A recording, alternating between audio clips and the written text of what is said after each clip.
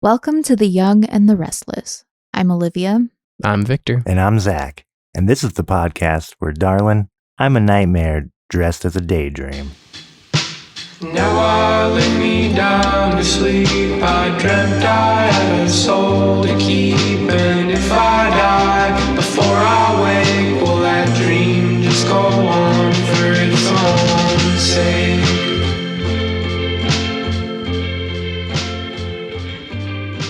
I think this is the first, drink I've had. Yeah, you're boozing. Been on you've been carousing. Carousing? Yeah. Boozing? Do you have to pump and dump? No, that is a myth. Well, A myth? I guess if you got really trashed, you might have to, but Okay. there's not a lot that gets into the breast milk. But funny enough, the best time to have a drink is while you're nursing because it's not going to get into the milk that's in there right now, you know? It just makes it so much more tolerable. Yeah. But It's also, like White Russians on tap. it's just a vibe, though. I want to go to a brewery and have a drink while I'm feeding the baby. Yeah. Just a direct line. Yeah, that's a portrait. I just want someone to say something to me. I want a painting of that on the wall. Oh, we could get one. That's true. Victor's grandma just asked for a photo of me and the baby that she could paint. Mm-hmm. Oh, there you go. Get it commissioned by grandma. Right, yeah. Or commission it to grandma. Should we tell him about the other painting? Yeah, I suppose we can do that. Yeah. Do you want to tell? You go for it. It's not that funny. It's just, she's not really a portrait painter. She paints More of a really beautiful landscapes. Animals even. Yeah. But she, I think it was one of her first attempts at a portrait. I think it was her first attempt. I think it was her first crack at a portrait. It's a picture of us. Both of you? Of us. And Yeah. it's huge. And it's scary. It really falls into an uncanny valley place. Actually, why don't you just hold up a second so I can send it to you? Because I think you need to see it. Maybe I shouldn't stop the whole pod for this. It might take me a second to find it. Stop this whole audio medium for this visual. Yeah, so while Olivia's looking for it, so it just all the proportions were slightly off, so it just kind of looked really weird. And I think in the first iteration of it, I kind of looked like John Travolta Nice. a little bit. That's a compliment. Not in a good way. Travolta now. I think just everything was my face was too long, I think. I don't know. It was lovely. And so she gave us this portrait as a gift. So we had this portrait and we were we don't know what to do with this. And we hung it on the wall in the living room for a while. But I don't know. It's it was unsettling every time we looked at it, but then we got kind of more and more used to it. But then we realized that it just I don't know, it didn't feel right. Didn't feel right to have here. So we were hey, we'd love to trade you this for another painting because we're not portrait of ourselves in our house people. Right. That's a particular vibe. That's a kind of person, right? Yeah, regardless of the style of art. I just sent it to you. Haven't. But the funny thing is, so why have I feel like I've seen this? You might have. We might have sent it to you. Did you post it online? No. This feels very weirdly familiar. You might have seen the actual photo that she Maybe painted. Maybe it's dead on. Well, okay, but so she took it back. You look and like then John Travolta. one day we were over there and she was like, "Oh, you guys have to come see. I fixed it." And she pulls us over to the painting. She goes, "See, I fixed it." And she sends here, I'll send you the next one. It looks like she spent a lot of time reworking Victor's face and thought I looked totally fine. But yeah, now his proportions are still really wacky, just in a very different way. And one thing we noticed about it after we had it around for a while is that she had edited out. She had chosen to remove Olivia's nose ring. Yeah, she decided that not to include my nose ring. Probably just in case I regret that one. Yeah, just like she's not gonna No one wants to that. see No that. one wants to remember that. It's been in there for like 10 years. I don't even realize that it's there. Oh, she did. Yeah. Yeah, I just got the second one. The second one is a lot more Victor. Oh, you think so? I mean, it's closer. It is closer. I mean, But so anyway, gonna- she are you asked gonna- today for a picture of me and the baby to paint. So, and so you're going to send her one with boob out feeding at a brewery, chugging a beer. actually, yes, because if we send her that and it's like wacky looking, it's kind of okay. I feel like she's just gonna like take a lot of liberties, like she did with the nose ring. It's gonna be like you're holding like, I don't know, a glass of water, and Yeah. It'd be funny if she kept the beer and the breastfeeding and everything in it, but still took the nose ring out. She would. It's got the beer, the breastfeeding, but it's my face instead of yours. That would be. Then you can say the proportions were ever off. She was just surrealist the whole time. Are you going to post these now that we're talking about them? I don't know. I don't know what the Maybe. etiquette is on that. Yeah, let me search my heart. I mean, your grandma's not on Instagram, so Yet. never. You could just get her permission. Sorry, I just took a little video of us potting with the baby. 'cause Oh, it's cute. I'm gonna post that. Yeah. What about you, Zach? What are you up to these days? You're in training. Ugh, yeah. How do you like it? I just sat through an 8-hour class about all the different kinds of postage. Hmm. You guys want to hear a rundown of that? 8 hours for that? I've got 8 hours. Yeah, let's start. Yeah, there are four 8-hour days of classroom. They call it academy training. Like we're police officers. We're probably more trained very than the funny. police, Certainly. Almost certainly. and just I do feel like slightly you more should get to have a respected. gun. Yeah, I know. Especially since like a big part of our training is self-defense against dogs. And I'm starting to think a gun might be necessary. What are the You know how dogs feel about the mailman. Yeah, I thought that was Yeah, I thought that was like a cartoon trope, you know? Me too. Like mice- That's very funny. Mice love cheese, elephants love peanuts, dogs hate the mailman. But no, they really do. The lady teaching our class had to have reconstructive surgery on her whole forearm. Oh my god. She got mauled by some kind of dog. Jesus, man. Okay, so like, what are these dog self-defense techniques that they're teaching? They're teaching you Stop, like drop, and dog roll. jujitsu. The main self-defense technique is just don't deliver the mail there. Okay, But you see a Chuck dog. it. Throw it over the fence. just bring it back to the place and tell them, come pick up your mail or deal with your mutt. Mhm. Yeah, no, some mailmen carry like this like low grade mace. Dog Yeah, mace. dog mace. The mailman may start dogs. I'd be so upset. What was that? If the mailman maced our dogs, I'd be pretty Well, upset. don't let Hey, he only bit you a little. Don't let him bite the mailman then. Come on, he barely does it. You're barely bleeding. What are you doing? He's our special angel baby. He would never hurt anybody. You know, I guess You like wouldn't. attacks are it's pretty rare to get like severely hurt, but because most of the time they just don't deliver the mail. Mm-hmm. But those rare cases are because they didn't see it coming because it was in the back of the house and the screen door wasn't like fully bolted in. Yeah. So that's I don't know. I'm not looking This forward is- to having to change my opinion of dog. I actually was already like as an avid jogger, not super crazy about other people's dogs. Our dogs, they just bark at you, right? Like that's the main problem. When I'm jogging, Or is there like a threat? Is there like a physical threat from other people's dogs as you're jogging? often, yeah. No, I don't mind. I don't care How? if they're barking. They run after you. They get away from their owner. Well, and Denver's a big off-leash city. People love, That's no good anywhere. Yeah, I don't like that. yeah. And just people love their dogs here. They like worship them, and they do the classic, oh, he's friendly thing, and it's like I'm running with listening to music. Like even if he doesn't bite, like he can knock me on the concrete and like bash my head against the curb. You know. Hmm. Yeah. I'm not a fan of the he's friendly thing because it's like, that's not what I'm worried about. My dog is terrified of your dog. Yeah. Yeah. And people give me, dog lovers, I shouldn't say all people, dog lovers give me a hard time for not being like obsessed with dogs. And it's like, I like all animals. I love animals. I'm an animal lover. Dogs just aren't the top of my pyramid like they are for other people. We need some kind of defensive technology to protect joggers and male people. And Beyond dog mace. I'm picturing like meat pants.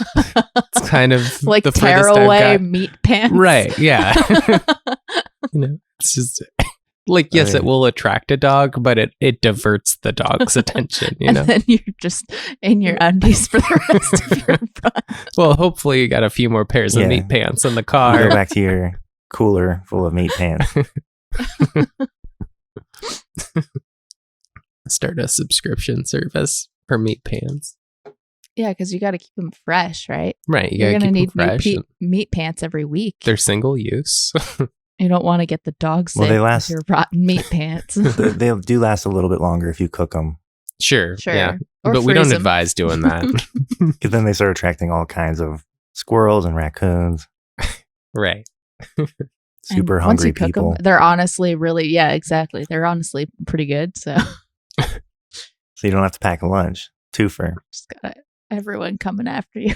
The other option, I'm picturing like a little gun with like a little suction cup on the end where you can like shoot somebody's house and like zip line their package over to them. Mm. I could, save you going through a fence. I don't know. I got a real like Acme approach to do inventions. He's an ideas guy. Yeah, I'm definitely not an execution guy. That would be cool to deliver the mail with like a Batman style utility belt. Yeah, I'm just saying tomorrow at training, tell your trainer like, hey, can I talk to your boss's boss? And You got some like, ideas. throw this stuff to the at him. regional manager. And, who knows? Could turn out pretty good for you and society. They're still working on getting us trucks that were made after 1994. Huh. So they might add it to the queue, but it'll probably be a while before we get meat pants and grappling hooks. I remember there was a thing during the Biden Trump election, so like 2020, right? It was like that there was a guy that was put in charge of the post office, and he wanted to help slow down mail-in voting. And so one of the things that they did was they just like dismantled a bunch of like mail sorting machines to just like fuck with that process. Do you know anything about what I'm talking about? Is this does this come up in training? I remember this. I haven't This is I our- haven't thought about the mail since I got hired to be a mailman. I Yeah. remember people talking about the mail-in ballots and the Postmaster General in there, which would be a sick rap name, by the way. Postmaster General. Yeah, that's pretty good. Postmaster G. But yeah, I'm actually not well educated on what happened at that time. He might still be in charge. He might be your boss. I don't know how I this think, works. I think it's a lifetime appointment. Oh shit. Okay. That's crazy. That we should get rid of those altogether. Yeah, I don't think there's any job that needs that. I don't think that's ever been good. What else is there? Supreme Court Justice? Mm-hmm. Hmm. That's the worst one. Yeah, I got a problem Definitely with that too. the worst one. These people are too fucking old. Mm-hmm. Yeah, I think this is accurate. That like Trump and Biden, it's definitely gonna be them again. And they're setting the record for the oldest candidates ever, which they're beating the last record, which was set by them the yeah. last time they ran. Oh my God. Huh. So, The job must yeah, not be that stressful seems like it. if they can keep hanging on. Yeah, what exactly do they do? Like, it's not like an office job. Yeah, the rest of us are dropping dead at like 68 from the stress of our jobs. Actually, no, it is like an office job. It's like an email job. Yeah. It's like, they got like two things to do during the day, and then they're just kicking around, trying to look busy. But in their case, they're senile, so it's just like, I don't know, drinking the same empty cup of tea all day. I could handle that. Anybody got some dreams for us today? I do. Sure. Yeah, I've been having some kind of fucked up dreams.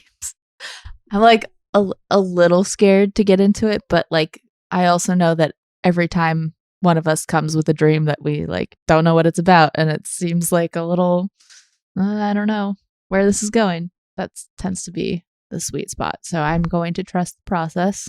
Yeah, and I feel like there's a trend where the like fucked up ones that you think are going to be really difficult and profound turn out to be like simple. Maybe not simple, but like more lighthearted than you would think. And it's the like silly, jokey ones that turn out to be about something dark. I said the same thing, but this is, I mean, yeah, we'll see where this goes. Yeah. 1 second. I'm going to get rid of this chair because it creaks like an old boat dock. Mm-hmm. I'm pretty sure that's what I was hearing last time I was editing. I was like, who is making those horror movie, like Halloween CD soundtracks sounds?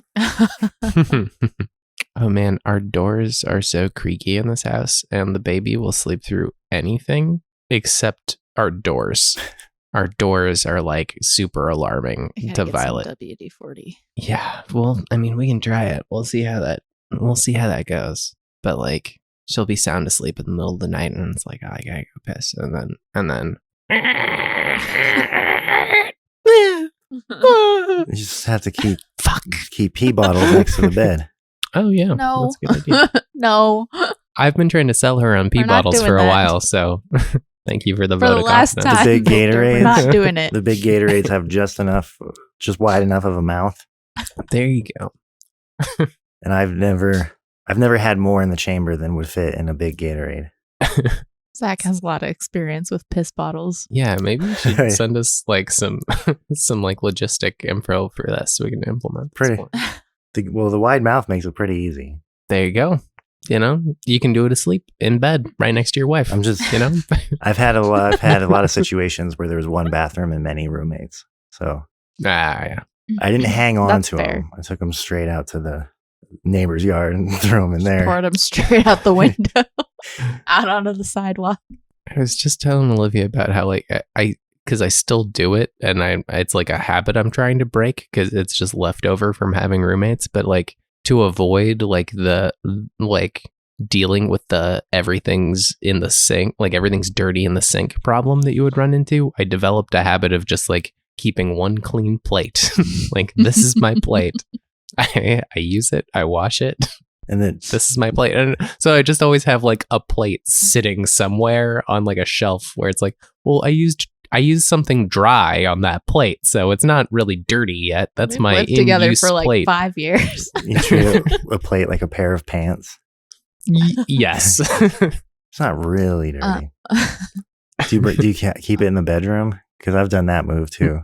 No, I've moved past my plates in the bedroom part of my life. I've tried to leave that behind. Because you can't trust all roommates not use your one plate because all theirs are dirty. You have to hide the plate. I do understand. Oh yeah, definitely. When it was necessary, yes, the plate lived in my room, and the plate would come out with me. Side note: the other night, in the middle of the night, Victor, you were asleep, and I like rolled over and I touched you, and in like full volume, you went, okay, interesting. I wonder what you were dreaming about. Yeah. No idea. He doesn't remember them. Yeah. I'm not retaining them. You said lately. in our production meeting yesterday that you haven't been dreaming, but clearly you have. Yeah, I'm not revealing them to myself. They're lost to time. I like to think that was just a direct response to me touching him. Okay. Interesting. It was louder than that. Interesting. Shelby did that the other night. I rolled over.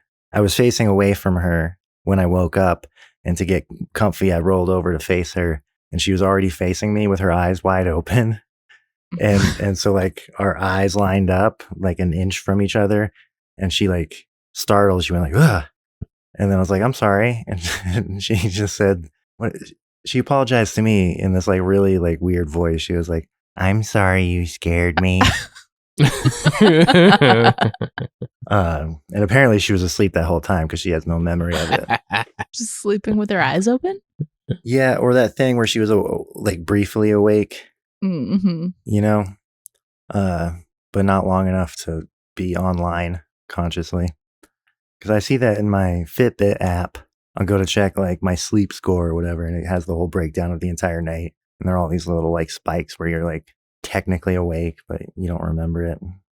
I feel like that would give me anxiety and make my sleep quality worse. I'd be like worried. It's like, oh, I had 5 spikes last night. I hope I only have 3 tonight, and then I just sleep like shit. I remember when I got that sleep talking app that like records you anytime it hears you in the middle of the night. That's spooky. It is really creepy. I didn't like listening back to it, but yeah, it was mostly like gibberish nonsense. But it would have been nice to have interesting captured. Yeah.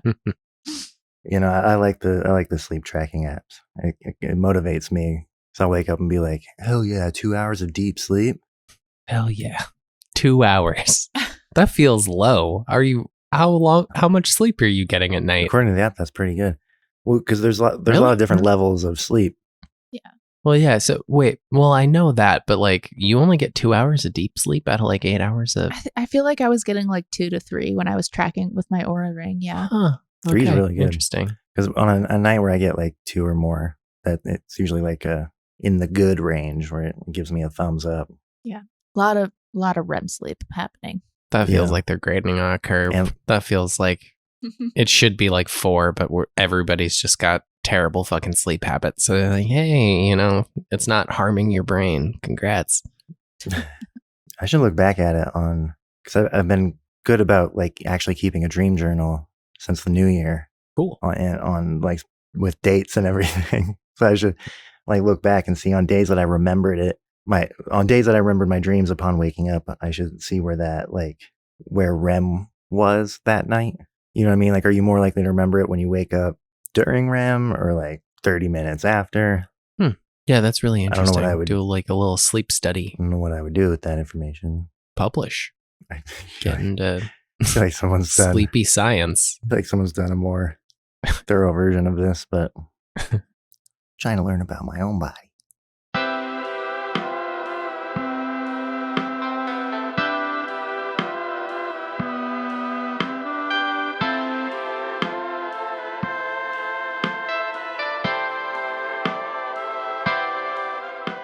You should get a different chair. Yeah. 7-Up. Like to drink a 7-Up. So you're going to tell us about Yes. this dream or? Yeah. Just checking the time. Yeah, she looked at our baby and started slapping her titties. And you're checking to see if it's boob Like, o'clock. Trying to Just determine. checking the time. Oh man, I've never felt more like a mammal. Yeah, for real. Like I'm a monkey. We're just a couple of monkeys. We are primates. She is especially a primate. She's a little. She sits there. She goes ooh ah. Oh, the baby. I thought you meant Olivia. No, Me the too. baby. Well, yeah, both of them actually. Did you know that there's like a biological reason why I'm supposed to kiss the baby? Like my lips are like learning about her microbiome and adjusting my milk nutrition What? for her specifically. Isn't that cool? That feels made up. Nope, it's real. I just like smooching her, but yeah, I guess Olivia's got science reasons to do it. Milk science. We're really trying to get her to giggle. She Yeah. hasn't giggled for us yet. Olivia's really like, she's like doing a whole stand-up routine for this baby. And the baby's trying. like, you know. Take it or leave it. She's a very serious baby. Well, what age does a sense of humor? Usually they laugh about a month after their first smile, and she smiled about a month ago. Yeah, we're due. It's any We're due day for now. a chuckle. Yeah. You just got to keep trying different forms of comedy. We're dying up here. Yeah. She's good. Have you tried It's satire? really dry humor. Have you tried absurdism? Yeah, that might get her. Slapstick. Honestly, she might go for satire. Yeah. She's sitting there like, I just find this to be overly saturated, this slapstick brand of humor. You know, put in some, Especially in the baby community. you need to try something more cerebral. Right. All right, you want to hear my dream? Yeah. It's a very like Olivia-y dream in the sense that it's very saturated with animal symbolism. Okay, so I was with Victor and we were in a friend's grandparents' house, but it was also kind of out. We were also kind of outside at the same time. Like I was looking at the walls of the house, but also I was looking up and there were tall trees. And I remember looking out the window and commenting on how much the Christmas tree field had grown since the last time we saw it. And that sounds like a really interesting symbol, but also like this person's grandparents actually live on a Christmas tree farm, so it's not like that crazy. It's not that out there. So yeah, we're standing in the house and Victor is sitting at a picnic table and I look up into the tall trees and there's a hawk sitting on a branch and I see it like hunting, like it's looking down, looking for rodents. And it dives down and catches a rodent. And it for a second, it maybe was like a rat, but it very quickly was like, oh, it like corrected and was like, oh no, this is a rabbit. And the hawk was like right behind Victor. So Victor's sitting at this picnic table with his back to the hawk, which is on the ground now and has this rabbit that it's caught. And it starts like tearing the rabbit apart, like bit by bit, like really slowly. Like it starts with like its tail and it's like taking small pieces of this rabbit and like eating it. And this rabbit is screaming and it's really horrible. And I say to Victor, like, because he's just kind of looking straight ahead, like not acknowledging it.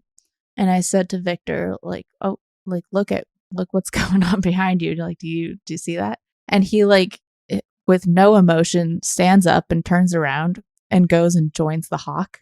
Oh, geez. And by the time he was there, like also participating and ripping the rabbit apart, Victor had turned into a raccoon. And that was the whole dream. That's the whole thing? Yeah. Did I still look like me? No, you were a raccoon. You're I just didn't a raccoon. have like kind of a poofy hairdo as a raccoon. And glasses. No, but you had Kind of a tall raccoon. you had like the same like mindless stare. It was weird. Like not as you in real life. You don't have a mindless As a stare in hawk, real life. In this dream, you were like sitting at a picnic table, like staring straight ahead, like kind of like, I don't know, void of emotion. Were we doing anything up to that point? We were just standing around in this house and no, we weren't really doing anything. Do you remember how you felt like before? Well, yeah. What were your emotions as you walked through it? Okay, well, some context. So the person whose grandparents' house it was, like we've talked about this person before, but like this is a friendship that I had that like ended a couple years ago, and we've definitely talked about it in some early episodes, but yeah, I don't know. I'm sure that that's relevant. I dream about this person all the time. Like I have really complicated feelings about that situation. Like there's a part of me that like really misses that friendship and really, misses that person and like the things that we did together. But the one you dreamt about so often that you got frustrated by it? No, This was like a little earlier. This was kind of like when we first started recording. This falling out started to happen. Okay. Yeah.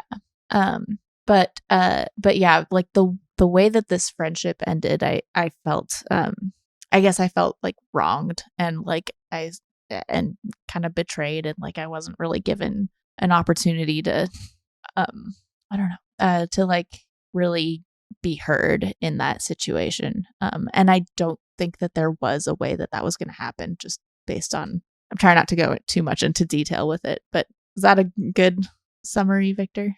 Yeah, that's a good summary. You and this person were really good friends until they started to re-record their whole discography, and you're in deep with the record company, and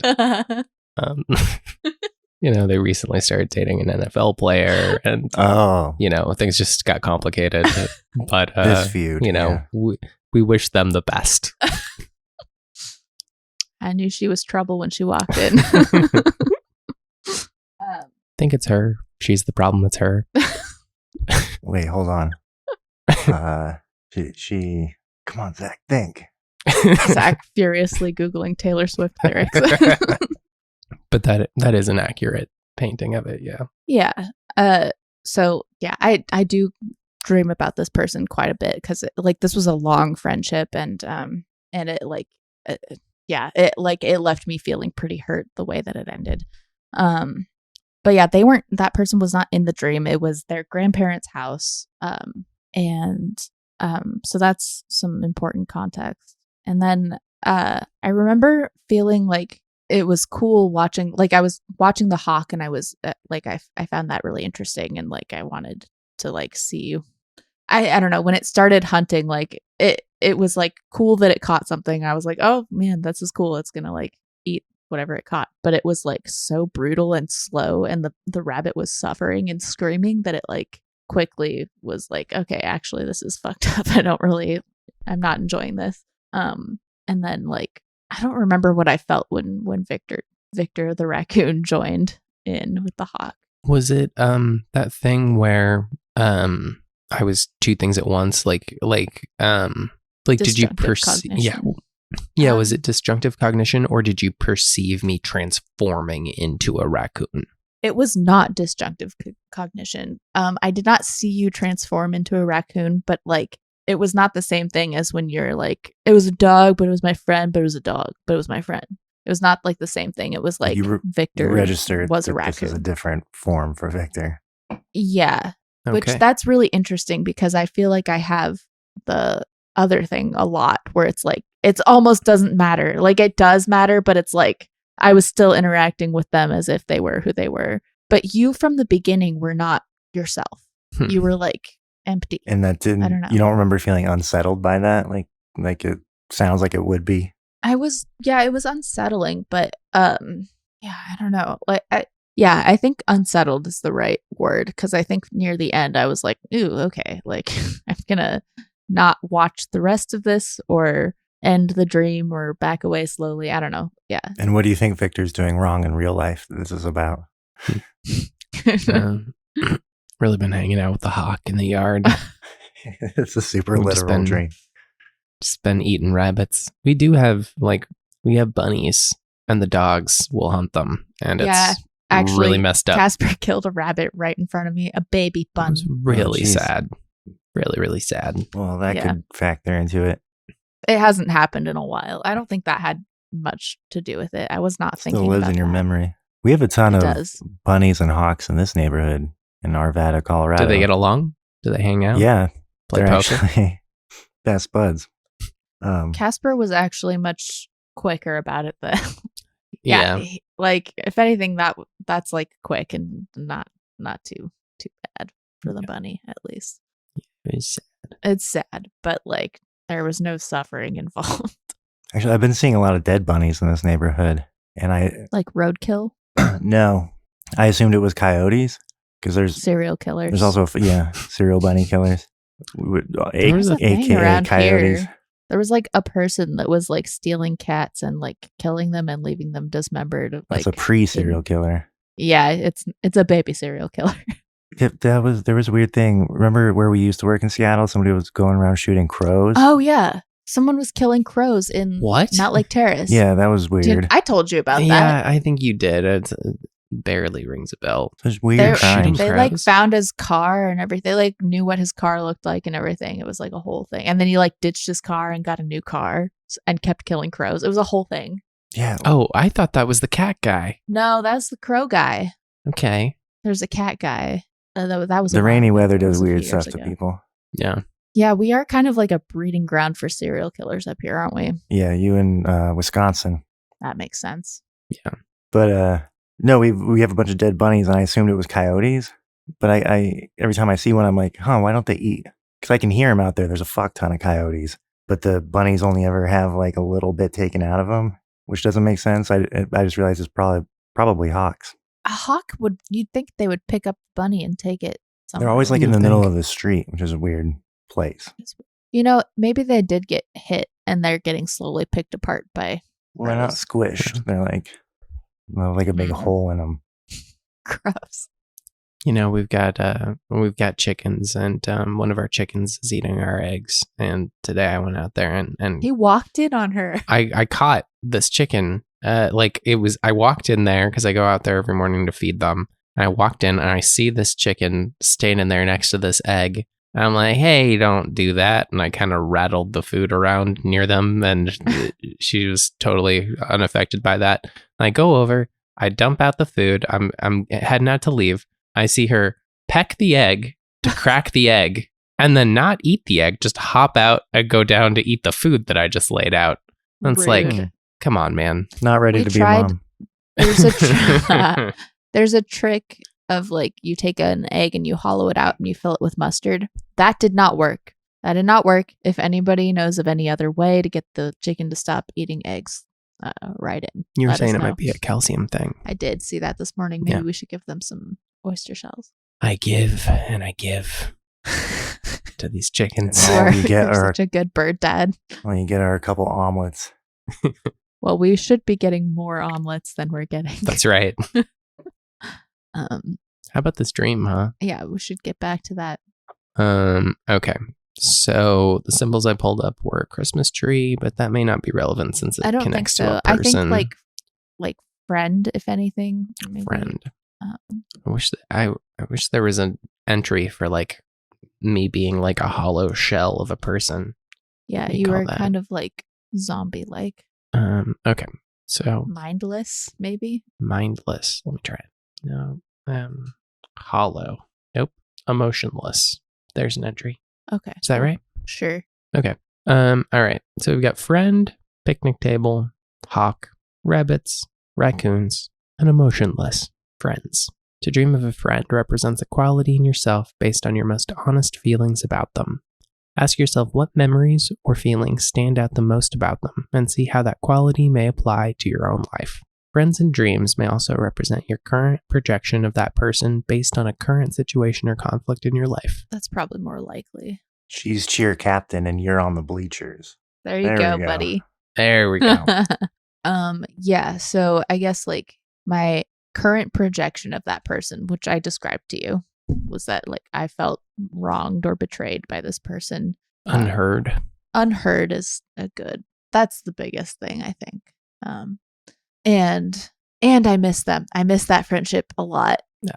That's rough because she sucked. Yeah, that was really hard, and it still is hard for Yeah. me. Well, this person, I mean, something that we kind of like, this person had a cycle of like kind of buttering people up and getting close to them, and then like kind of really having like a bridge burning pivot in a relationship and like really torching friendships.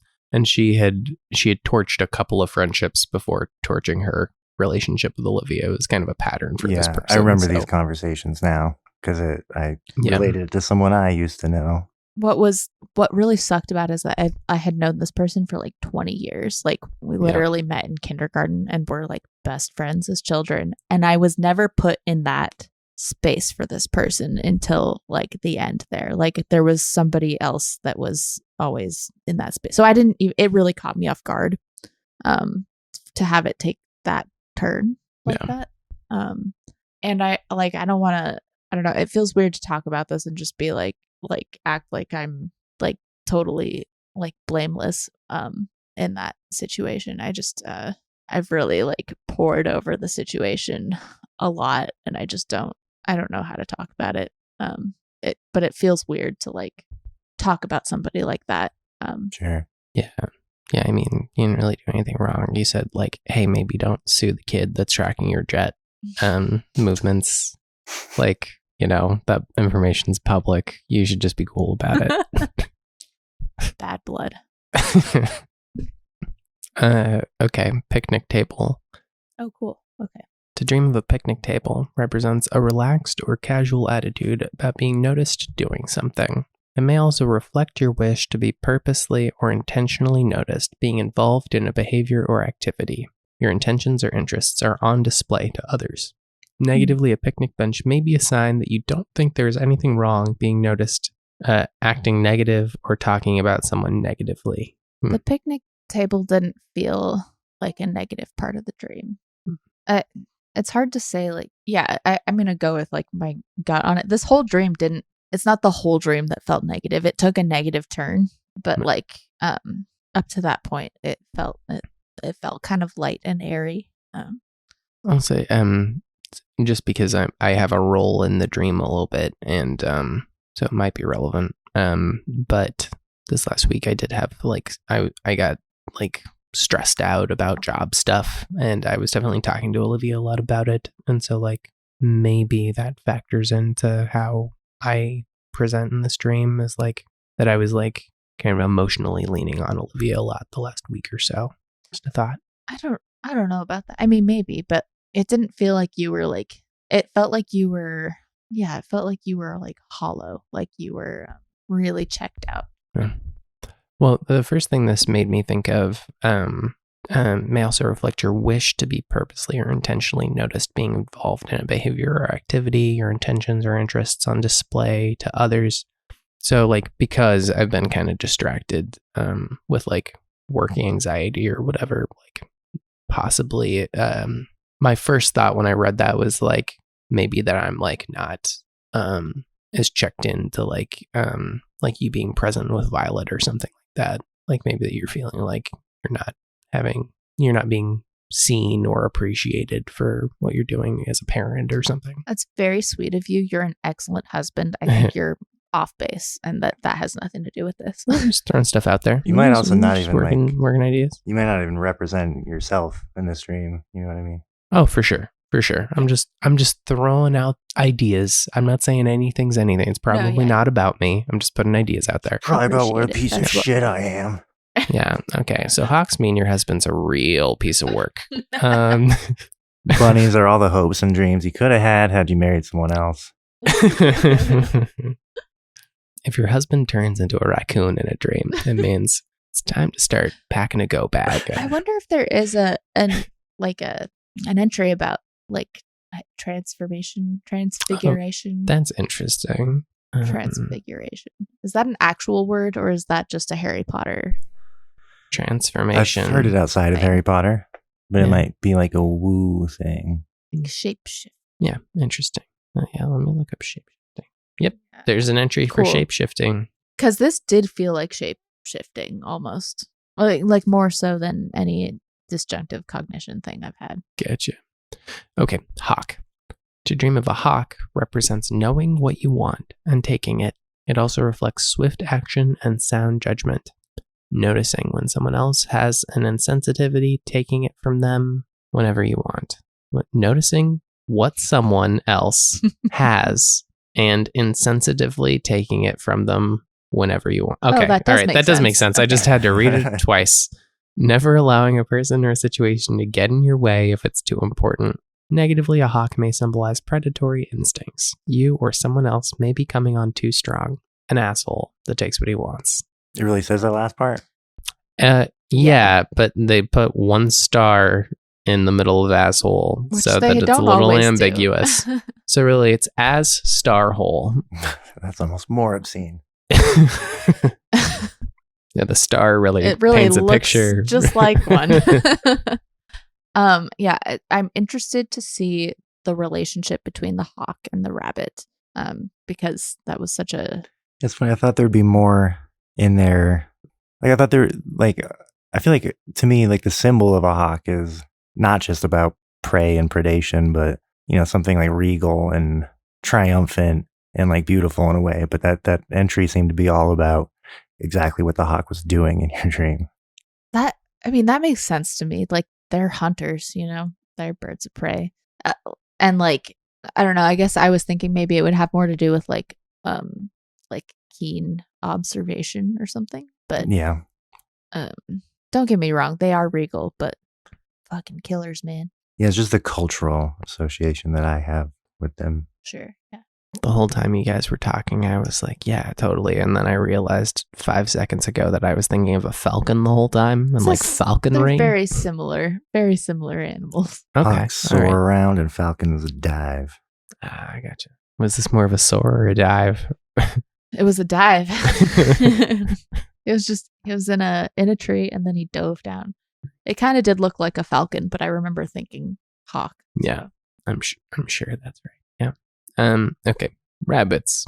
To dream of rabbits represents feelings of timidness or being easily intimidated, a mindset that is easily made nervous or shies away. Easily scared about maintaining, this says easy scared about maintaining emotional safety. So make of that what you will. It may also reflect avoiding situations due to shyness, intuitively avoiding danger, innocence that doesn't want to take a single risk ever. Negatively, dreaming about a rabbit may be a sign that you are too quick to choose running away from fears, not standing your ground at all, or not taking time to plan ways to confront problems that scare you. You are too easily intimidated, running away from your fears or anything that scares you. Preoccupation with surviving problems before all else. Avoiding uncomfortable social encounters. Scared away easily from romantic crushes. So what that brings up for me, like in relation to this friendship that we talked about, is like I was near the end there. I felt like I was in a position where I had to really like walk on eggshells around this person. I was really scared of I was afraid of like making them upset and like starting a conflict with them, because it had felt like for a while there were a lot of situations where I didn't realize that I had made this person upset, or that what I was doing would upset them, and then they were mad at me, and I felt like I had to apologize or appease them in order for us to move forward. Yeah, there was a pattern of that for a long time of you would be trying to have like a pretty normal friendly relationship with this person, and she would like kind of frequently like find a reason to like basically tell you were in trouble and you were being bad, you were a bad friend, and like was very critical of you and like kind of picking fights with you a lot. And then the way the friendship ended was that you did start to stand up for yourself a little bit. And she had a big overblown reaction to you standing up for yourself at first, and then when you kind of held your guard a little bit over that, she just said like, this friendship is over, and never spoke to you again. Yeah. So yeah, you did ultimately kind of stand up for yourself, and that is what happened with the friendship. Is she got out of there when you started doing that. Yeah, I guess so. And I don't know, just like avoiding uncomfortable social encounters. Like I feel like I do that in other like relationships, but mostly like in like acquaintances and like just, I don't know, just being out in the world. I don't know. I feel like I'm trying to avoid that a lot. But yeah, in that particular situation, I think it felt like like I felt a little bit like I had been conditioned to like not step on anyone's toes, I guess, and to like not bring anything up if I felt like there was a problem. Or so if that's the part of you that you're relating to the bunny through, do you feel like you have an idea yet of like what the hawk is, like if it's part of yourself in that dynamic, or if it's part of an outside situation or person? I mean, from the couple of years of us doing this, I really do believe that like every symbol is kind of just like a part of you, and like is supposed to represent a part of me. But I am having like a little bit of trouble piecing this together. I try not to like analyze my dreams before we come on here, because I don't think that it makes for good content if I like decide ahead of time. Yeah, I mean, what I think it is. I think everything's part of you, but part of you is also your perception and opinions of things outside of you, right? Sure. Yeah. I think that can also be the case. But I feel like the hawk is probably a part of me. Well, these are really opposite symbols, right? Like the rabbit is timidity and like putting others before yourself, always like choosing like to make other people comfortable or people pleasing. Yeah. Rabbit is like nervousness, shyness, people pleasing, and the hawk is like I take what I want, disregarding all that. I do what I want, right? And that is something, I mean, that you have been maybe trying to to engage with is like you're trying to push back against like your people pleasing impulses and your like self. This dynamic makes me like- think of Steve's like killing the nice guy dream that he told us about. Mm-hmm. Like similarly violent. Yeah, like the discomfort that you felt with the rabbit being killed slowly might connect with maybe a discomfort you feel It wasn't painless. with shifting from a rabbit approach to social engagements to more of a hawk. That feels like you might be onto something. I Do think. you want to see? Oh, sorry. I was just gonna say, I think like where I get caught up was like, if that's what my subconscious was working through, I would have thought that it would have been what I expected when I watched the hawk take down the rabbit. I was watching this all happen, and I was like, "Oh, cool! It's hunting. It's gonna catch something." And it comes down at like the whole time. I was like, "I'm watching like Nat Geo Wild right here in front of my face. This is cool." And I was not like, you know, it's like the circle of life. I wasn't too worried about it killing something because it's got to eat and it's a hawk, you know. Like that Instagram page, Nature is Metal. Have you seen that? Sure, just like that. I believe that it was probably just like that. But like the reality of it was fucked up, and it wasn't killing it the way a hawk would kill it. It was literally holding it down and like it like picked it apart like little bit, but it was like making it suffer on purpose. It does, like, I mean, not to force my my metaphor or whatever, but like I think maybe that could speak to the discomfort you feel with maybe like enforcing your boundaries and trying to consciously, like, that it is really hard to not people please, that it's like, it's not like you flip a switch, like excruciating, and like it is like painful every time to have to like try and like stand up for yourself and enforce what you want instead of just rolling over for people. Actually, and then Victor's that like, makes a lot of sense. Victor's like, I guess I should help her do this. Well, it's interesting because that happened the night after like a situation like that happened. Oh, okay. Where like, so we've been slowly having people come over and visit and meet the baby, and we've been having people mask while they're inside just because it's like RSV and flu season. Yeah, the first 3 months, like it's really important that babies don't get sick because like any kind of fever or anything and they're in the hospital, and so like we just have to be really careful. Yeah. And so like, you know, we've been having like close friends come over and just wear a mask while we're inside. And like I've checked with them ahead of time. Like I've made sure like, oh, we're having people mask when they come over. And so we had my friend came over and like she didn't have a mask at the door, and like I didn't have like clean reusable or like disposable masks. And I didn't know if she brought one. Like we had talked about it ahead of time, and she was like, "Oh yeah, I'll of course mask," but she must have like forgotten or whatever. And I didn't say anything, and like so I let her come in and like hold the baby and everything, and like she wasn't wearing a mask the whole time, and like it's not like it's probably not a huge deal because like, you know, it really becomes more of a problem the more you do that. So it's just like a one-off situation. But like I wanted to say something, like I wanted to address that situation, and like I just didn't, because it would have been awkward if she like didn't have one. And I don't know, like I got all in my head about it, and then I was thinking about it that whole day where it was like, I wish I had said something. Like I feel like I put our baby at risk. Like these are the rules that we like established, and I just didn't know how to handle that situation because it would have been awkward. But like the reality is like that's a friend, and like it's not like that would have like, there weren't consequences to me saying something, right? Like Sure. At most it would have been like, oh shoot, I don't have one, and like we would have figured it out from there or whatever. Mm-hmm.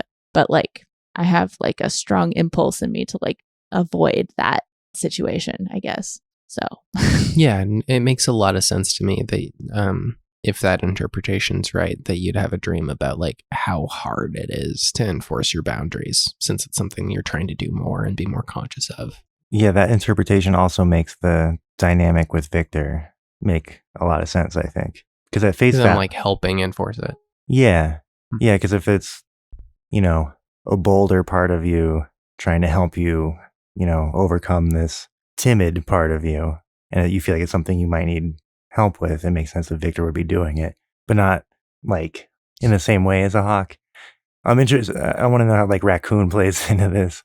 They're all like negative symbols. All of these animals are, yeah. Yeah. So the raccoon symbol is to dream of a raccoon represents an aspect of your personality that is aware of its unsavory behavior. You are someone else that is aware of how dishonest or underhanded they are, but doesn't feel there's anything wrong with it, knowing that you're acting negative and not feeling there's anything wrong with it, being negative out in the open, or not being concerned with hiding your bad intentions.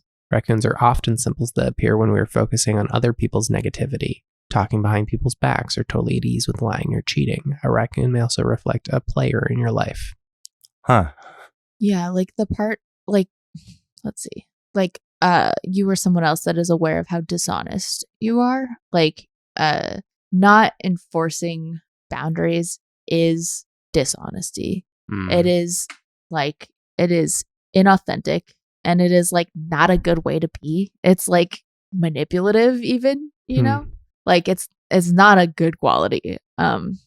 People pleasing is like, you know, it's not great. Bad. It's not good. It is bad. I feel like it tends to get like painted as like, oh, I just want to make everyone happy, but it's not that. Yeah, or like it's fucked up, or like it's entirely selfless. Yeah, no, it's so selfish. It's entirely selfish. Yeah. And that's not to say that it's like you're a bad person for like this. It is a product of like, yeah, it's like a product of being a little fucked up in a particular way. But it's like it would be. I feel like we do it a disservice by being like, oh, I'm a people pleaser, and like I feel like people say that like it's cute, and it's like, no, it's actually like kind of a fucked up coping mechanism that you have, and you should all work on that. Yeah, like get that figured out. But no, that makes sense. Like, I mean, I guess maybe I feel like sometimes when I like think I have an interpretation that's like, oh, you can make anything fit if you twist your brain around. But like, it makes sense to me for it to be like, if this is a part of you you're uncomfortable with, if it's not like unpleasant to make this shift in your behavior, then like this like really negative, unsavory symbol being associated with it, like maybe some like, oh, am I being selfish? Am I being like a jerk by enforcing my boundaries?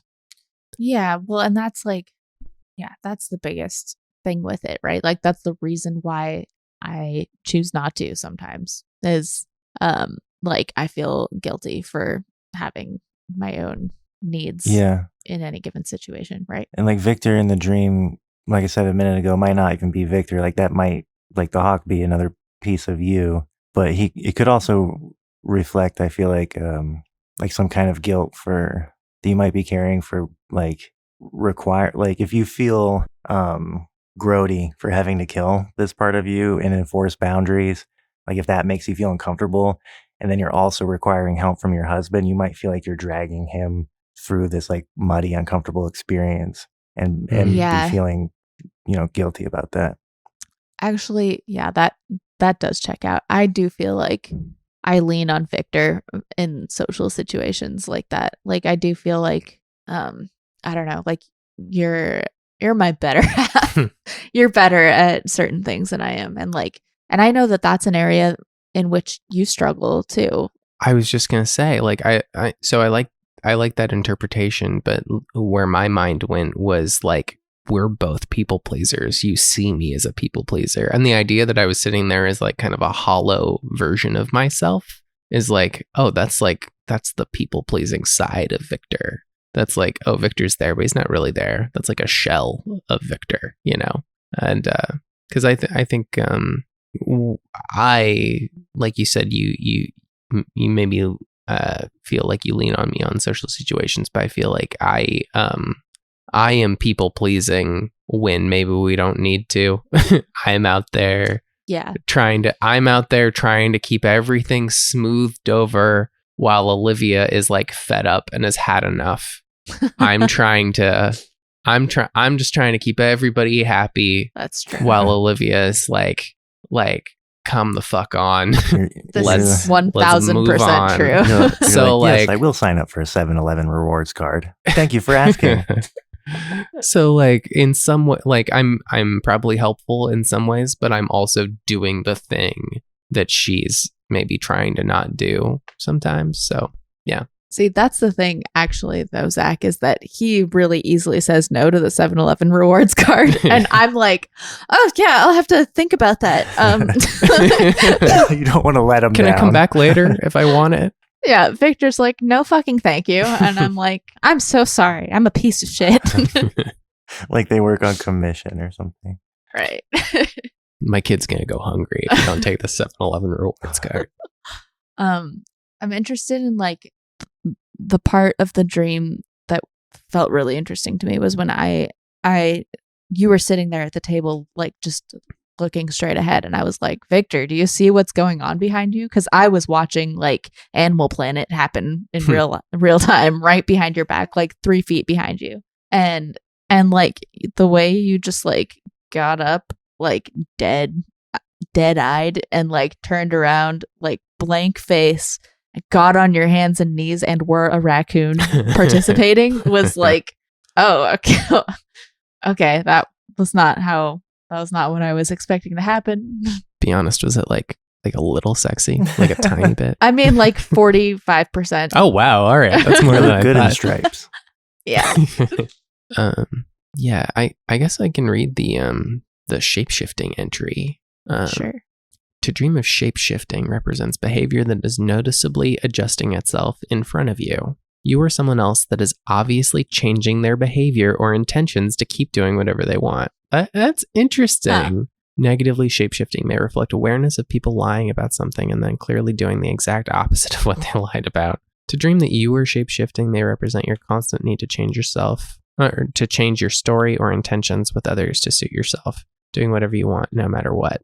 Yeah, that's the thing is sometimes Dream Bible will use language that like sounds inherently selfish sometimes, or at least the verbiage they use to paint the picture makes it sound like it's all about like the selfishness is all about like gain or whatever. Maybe that's just where my mind goes to when it hears the word selfish or dishonest, is that it's about like gaining something. But sometimes, like in the case of people pleasing, what you're gaining is just like saving face or not being embarrassed, or it's less it's a different kind of fucked up. Yeah, I totally agree. Because I like, at least for me reading this, it does feel like it resonates, but it feels like this paints it in a more negative light than, or more than malicious. what I think it is. Right. When I think it's more like, I think it is, from our interpretation so far, kind of a positive transformation in Olivia. It's just a hard transformation. Mm-hmm. Yeah. Circle of life. Yeah, that feels accurate. I thought it was going to be more fucked up than that. That's what we said. That's the thing that, like, the thing that's like, because it's disturbing to you in the dream, that's because it like is really uncomfortable on an emotional level. That's the thing that's like hitting you in that like disturbed nightmare place. Mm-hmm. So it's like, it's less a reflection of like a fucked up thing about you and more a reflection of like how difficult it is for you. Yeah. Yeah, that tracks. Good job, Dream Do we Team. feel like we cracked it? Is there anything else you wanted to unpack that you were curious, or like lingering questions you had? No, I think we cracked it.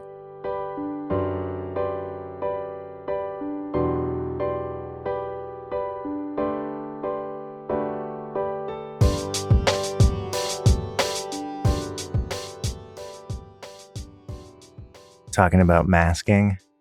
Yeah. You were telling that story about having to wear masks. I just remember this text conversation I had with Shelby the other day.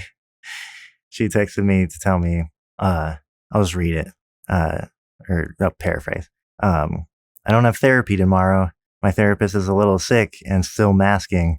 So I'm kind of thinking I'd rather not go. And I said, masking ? Okay, sounds good. And she said, like wearing a mask. And I said, literally or in the autistic sense? And then she said, she's sick, so she's wearing a face mask, baby. And then I said, I've never heard of that, LOL. I thought they were just for skincare. And then That's a perfect. And then she said, Sorry, Zachary, do you remember 2020? And then I finally got what she was talking about. I just completely forgot that COVID happened. Oh, I thought you were joking. No, I was dead serious the whole conversation. My brain went to autistic masking first, and then skincare, and then It sounds like a trauma response. and then I remembered the global pandemic. Can the episode title be literally or in an autistic sense? Write it down. Thank you for listening to The Young and the Restless. You can follow us on social media at The Young and the Restless Pod and submit your dreams for interpretation to thejungandtherestlesspod at gmail. And as we always say, Death comes swiftly to us all. You a tiger lily on the moon, and maybe someday we could go there together. For now the clock is screaming, welcome home. Dream forever, dream forever.